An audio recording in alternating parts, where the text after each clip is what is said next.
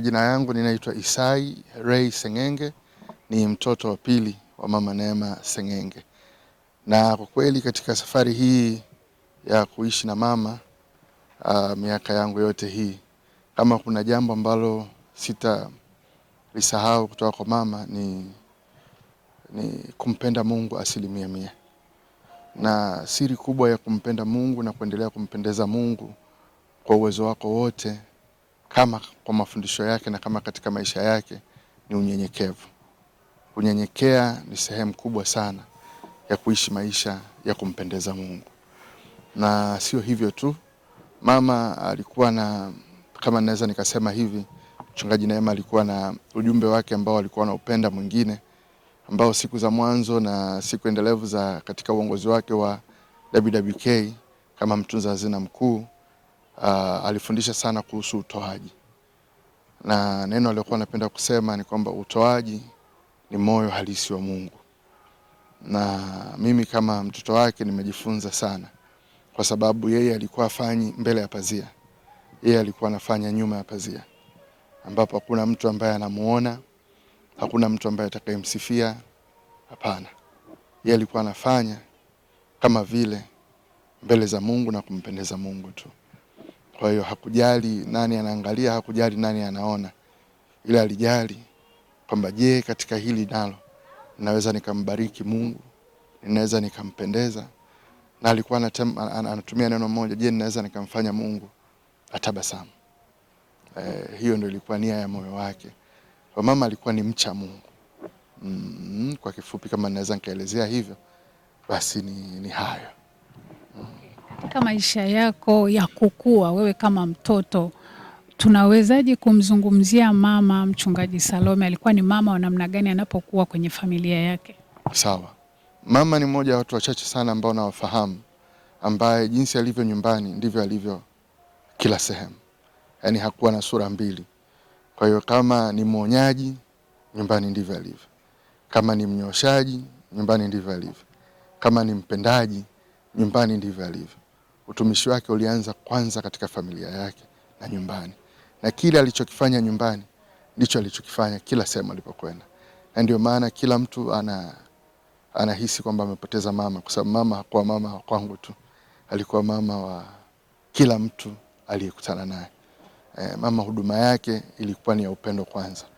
Kuna siku nakumbuka kuna bibi mmoja anaitwa Bibi Agnesi, na tulikuwa tuko pamoja, alikuwa anataka kumshuhudia. Lakini yule bibi alikuwa amebeba beseni la ndizi juu ya kichwa chake na alikuwa amechoka sana. Mama akamweka chini, akanunua ndizi zote zile katika beseni zilizokuwa zimebaki. Alafu akamwambia, sasa huna kitu cha kuuza, muda wako naomba unipe mimi. Akamhubiria yule mama, na yule bibi alikuwa ni bibi wa umri ambao umeenda, unaweza kusema na karibia miaka 80. Lakini bado alikuwa yuko Kariakoo anazunguka na ndizi. Lakini siku hiyo yule bibi akampokea Bwana Yesu, na yule bibi akawa mshirika mzuri tu wa kanisani, na aliishi maisha yake yote mbele ya Bwana Yesu. Masaa machache kabla mama hajaondoka, kitu ambacho nachoweza kusema nikumbuka alisema na mimi ni haya mambo ya kwenye huduma. Kwamba endelea kumwishia Mungu. Yeye ameishi kwa uaminifu mbele zetu, na sisi kama watoto hatuna sababu ya kupapasa bila kujua njia, kwa sababu mfano kamili tunao mbele yetu. Kama ninaweza nikasema, ingawa si rahisi, lakini yeye amefanya kazi yetu ya utumishi na kumjua Mungu iwe rahisi sana, kwa sababu kila alichokijua alikitufundisha. Kila alichokijua, kila alichokiishi alituambukiza. Kwa hiyo kama ni dakika za mwisho, ni siku ya Jumapili, tulikaa wote kanisani mpaka mida saa 11 jioni, akiwa anaendelea kuongea tu na sisi, mimi na mke wangu, akiendelea kutufundisha na kutuambia nini cha kufanya, kama vile mtu ambaye alikuwa anajua anaenda kumaliza safari. Lakini kwa kifupi ni haya. Na Jumanne asubuhi, Jumatatu jioni ilikuwa ni salamu kama kawaida, kwa sababu tuna tabia ya kuwasalimia wazazi. Sasa sisi ndio watoto, na wao sasa umri umekwenda. Kwa hiyo sisi tulikuwa ni salamu tu, na yeye alikuwa bado yuko vizuri na afya yake kamili kabisa. Nyakati ambazo nikikaa nikifikiria zinanipa changamoto niseme ya kukaa na kusema kwamba bado sijafanya vizuri. Mama alikuwa na tabia moja, ukifanya vizuri anakutia moyo kwamba unaweza kufanya vizuri zaidi, na kama hujafanya vizuri anakuonyesha wapi ulipokosea, anakufundisha jinsi gani ya kufanya, alafu anakusaidia uweze kufanya vizuri. Kwa hiyo ni ile changamoto ya kwamba nikimuona mtu anakosea nisiwe wa kwanza kuhukumu, niwe wa kwanza kumsaidia, kwa sababu yule mtu mwingine akifanya vizuri basi utukufu unakuwa kwa Bwana Yesu, na sisi kama Wakristo tunaimarika, hasa kati ya Wakristo na Wakristo.